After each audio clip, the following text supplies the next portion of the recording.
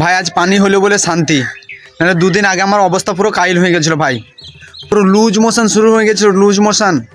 চেয়ারে না বসে যদি মাটিতে এরকমভাবে বসছি ভাই, নিচের দিকে এমনভাবে চাপ দিচ্ছে মনে হচ্ছে AWM বোধহয় পেছন দিকেই না চলে যাই, এত চাপ দিচ্ছে আমার। আমি খেয়েছি কম, বেড়েছে বেশি, মিনিটে মিনিটে বেড়েছে আমার।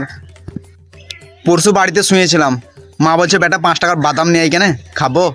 বললাম মা আমার বাদাম বেরিয়ে দিয়েছে, বলছে যা নিয়ে আই গা। নিলাম 5 টাকাটা, নাচতে নাচতে দৌড়তে দৌড়তে গেলাম, আরও চাপ দিয়ে দিল। দোকানে ভাবলাম হালকা করে একটু পেতে দিই, তাহলে হয়তো অসুবিধা হবে না। ভাই পাইপ দিয়ে গেলাম, প্যানে হেগে দিলাম। দোকানদার বলছে হাগো পেতে দিলা না হেগে দিলা। আমি ভাবছি বোধহয় শুনে নিলে নাকি। আমার না গো চাচা, আলুর বস্তা ছিঁড়ে গেল। বারবার কত হাঁকবো, তার জন্য রাতে এই চেন খুলতে খুলতে প্যান খুলতে খুলতে প্যানেই হাগা হয়েছে। তাই রাতে ভাবলাম ছাদের ওপরও শুবো, কেউ দেখবে না, প্যান্টটা খুলেই শুবো যাতে দৌড়ে যেতে পাই। হঠাৎ মাঝরাতে দুটো পাখির আওয়াজে ঘুম ভেঙে গেল। নিচের দিকে তাকিয়ে দেখলাম দুটো পাখিতে গল্প করছে। তা বললাম হালে কী হলো? তারপর হচ্ছে আমরা আকাশ থেকে উড়ে এসেছিলাম চাঁদনি রাতে, আর দুটো জিনিস দেখছি চকচক করছে।